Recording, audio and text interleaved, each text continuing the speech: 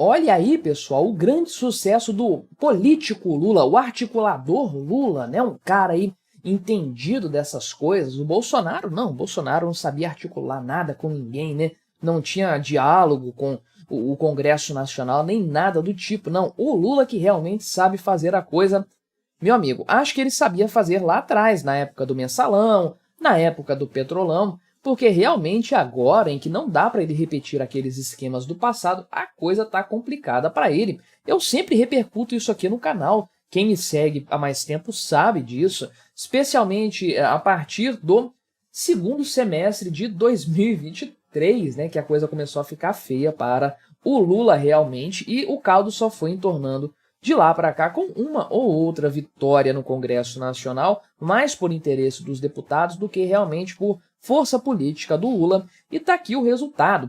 A taxa de aprovação das medidas provisórias, das MPs editadas pelo Lula, caiu para 14%, meu amigo. Ou seja, 86% das MPs que o Lula edita acabam não dando em nada, expirando, sendo devolvidas pelo Congresso Nacional.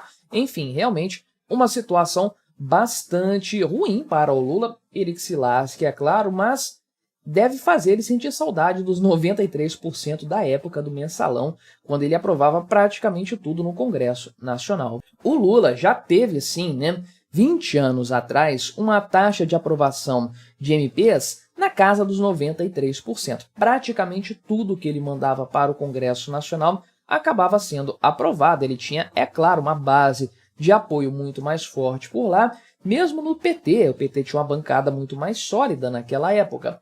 Hoje, é claro, o Lula não tem base de apoio no Congresso. Né? Dizer que ele tem uma base aliada é exagero, porque ele já perdeu coisas ali no Congresso Nacional, votação de desoneração da Folha e outras semelhantes, mas de lavada, coisa assim, derrotas homéricas realmente, uma coisa impressionante. Então partidos que têm ministério no gabinete dele votaram contra, até gente do PT votou contra ele, o cara tá sem apoio no legislativo, e isso é algo bastante evidente, né? Só que a coisa vai além. As MPs são uma forma de decreto, tipo decreto-lei que existia antigamente, que o presidente legislava por conta própria, né? E são um mecanismo para, inclusive, o presidente inculcar no Código Legal a sua ideologia política. Todos fazem isso, tá? O Bolsonaro fez bastante também. É normal que o presidente use desse estratagema para impor a sua vontade política à revelia do Congresso Nacional. Aí depois a coisa vai ser avaliada, mas a MP tem a vigência dela ali durante o período determinado e depois ela caduca se for o caso. Então ela tem ali uma vigência já programada que tem que ser avaliada pelo Congresso Nacional na sequência. Então, é natural que os políticos usem desse estratagema aí para conseguir impor a sua vontade política e mostrar o que realmente eles querem fazer em diversas matérias econômicas, social e tudo mais. Né? Só que o ponto é o seguinte, atualmente o Lula tem 133 medidas provisórias publicadas, editadas e publicadas pelo governo em 2023 e 2024. Convenhamos, é coisa pra caramba, tá? Porque são 2 anos de mandato, e aqui a gente considera, né, que a média, só o Bolsonaro que passou o Lula nesse sentido. O Lula se superou, inclusive, lá nas MPs do passado, né? Só o Bolsonaro realmente que teve aqui 156 medidas provisórias, e foi por causa da pandemia também. Muita coisa editada via MP na pandemia para viabilizar a transferência de recursos e coisas do tipo, depois sendo aprovadas aí pelo Congresso Nacional, se fosse o caso. Mas o Lula realmente está muito acima da média, inclusive da média que ele estabeleceu lá no primeiro mandato dele, né? Aqui a comparação nos 2 primeiros anos de cada presidente. Então você pode ver aqui que mais da metade das MPs do Lula já está com sua vigência encerrada, caducaram, não foram para a frente. Tem aqui 21,8% ou 29 MPs que estão em tramitação, podem dar em alguma coisa nesse momento.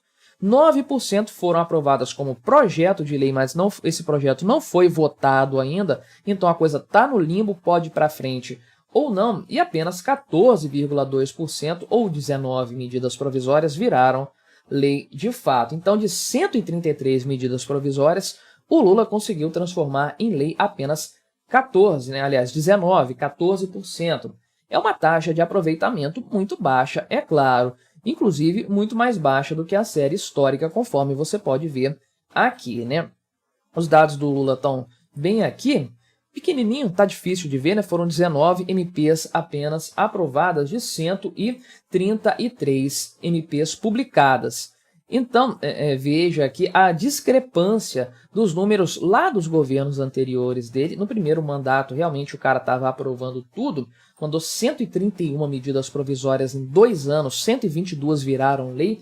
O cara legislou sozinho nesses 2 anos, essa é a verdade. Esse índice foi caindo paulatinamente com uma leve recuperação no segundo governo Dilma e depois voltou a subir aqui a quantidade de MPs, mas o percentual tem caído, de aprovação tem caído de forma constante. Isso aqui é importante mencionar, tá? O que isso pode representar de forma geral? Primeiro de tudo, não tem como esse índice aqui ser natural, 93%, 86%, não é assim que a coisa funciona, né? Até esses 83% da Dilma. Uma característica que nós temos bastante em comum aqui é que o governo PT estava deitando e rolando nessa época, inclusive em matéria de programas de corrupção, mensalão, petrolão e coisas do tipo. Tinha muita grana rolando por baixo dos panos para viabilizar várias medidas econômicas, vários projetos aí, vários trambiques do governo e tudo mais. Então o Congresso Nacional estava muito bem comprado, por um preço bem generoso, para alinhar-se com o Lula. Hoje a gente tem isso bastante claro, né, o quanto de dinheiro que rolou naquela época e quantos foram os políticos que estavam envolvidos com isso nos esquemas de corrupção diversos que se sucederam. Então, quando isso começa a degringolar lá em 2015, 16, no segundo governo da Dilma Rousseff, a gente vê uma queda dessa questão das MPs sendo aprovadas, né? Isso cai para 74% e vai caindo consideravelmente nos governos subsequentes, porque aqui já não há mais essa torneira de corrupção para fazer com que as coisas sigam na vontade do presidente, que é quem está liberando a grana. Então veja que o índice de aprovação caiu bastante